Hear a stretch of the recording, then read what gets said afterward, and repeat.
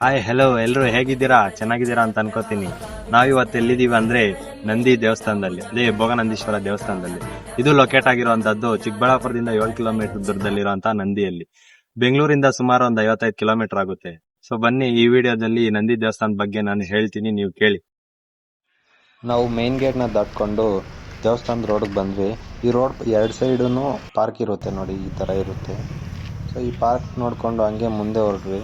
ಈ ಲೆಫ್ಟ್ ಸೈಡಲ್ಲಿ ಹಂಗೆ ವೀರಭದ್ರ ಸ್ವಾಮಿ ಟೆಂಪಲ್ ಸಿಗುತ್ತೆ. ಆ ಟೆಂಪಲ್ಗೆ ಒಂದು ನಮಸ್ಕಾರ ಹಾಕ್ಕೊಂಡು ಮುಂದೆ ಹೊರಟ್ವಿ.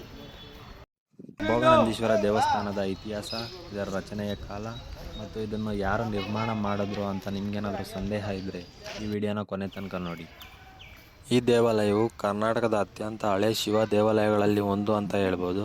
ಇಲ್ಲಿ ಸುಂದರವಾದ ಶಿಲ್ಪಕಲೆ ಮತ್ತು ವಾಸ್ತುಶಿಲ್ಪವನ್ನು ಸಹ ಕಾಣ್ಬೋದು.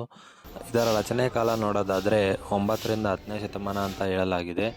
ನಂದಿಯಲ್ಲಿ 9ನೇ ಶತಮಾನದ 2 ಶಾಸನಗಳು ದೊರೆಯುತ್ತವೆ. ಆ ಶಾಸನಗಳು ಯಾರಿಗೆ ಸಂಬಂಧಪಟ್ಟಿದ್ದಾವೆ ಅಂದರೆ ನಳಂಬಾಡಿ ರಾಜ ಮತ್ತು 3ನೇ ಗೋವಿಂದನಿಗೆ ಸಂಬಂಧಪಟ್ಟಿದೆ. ಅಂದರೆ ಇವರು ನಳಂಬ ವಂಶದ ನಳಂಬಾಡಿ ರಾಜ ಮತ್ತು ರಾಷ್ಟ್ರಕೂಟರಿಗೆ ಸಂಬಂಧಪಟ್ಟಿದೆ. ಈ ಶಾಸನಗಳು ಭೋಗನಂದೀಶ್ವರ ದೇವಸ್ಥಾನದ ಬಗ್ಗೆ ಉಲ್ಲೇಖ ಮಾಡುತ್ತವೆ.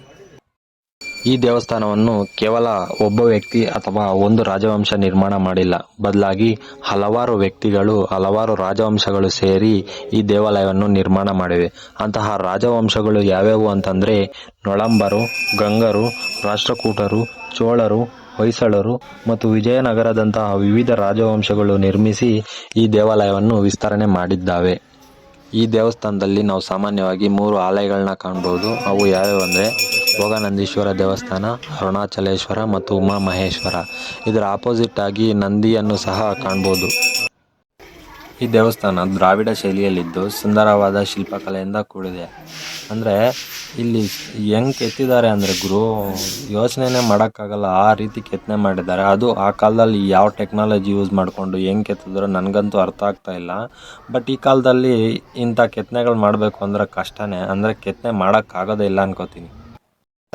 ಈ ಒಳಗಡೆ ಇರುವಂತಹ ಬಾವಿಗೆ ಜನರು ನಾಣ್ಯಗಳನ್ನ ಹಾಕ್ತಾ ಇರ್ತಾರೆ. ಯಾಕಂದರೆ ಈ ನಾಣ್ಯಗಳು ಹಾಕೋದ್ರಿಂದ ಅವ್ರಿಗೆ ಒಳ್ಳೇದಾಗುತ್ತೆ ಅನ್ನೋ ನಂಬಿಕೆ ಇದೆ. ಆದ್ದರಿಂದ ಜನರು ಇಲ್ಲಿ ನಾಣ್ಯಗಳನ್ನ ಹಾಕ್ತಾ ಇರ್ತಾರೆ.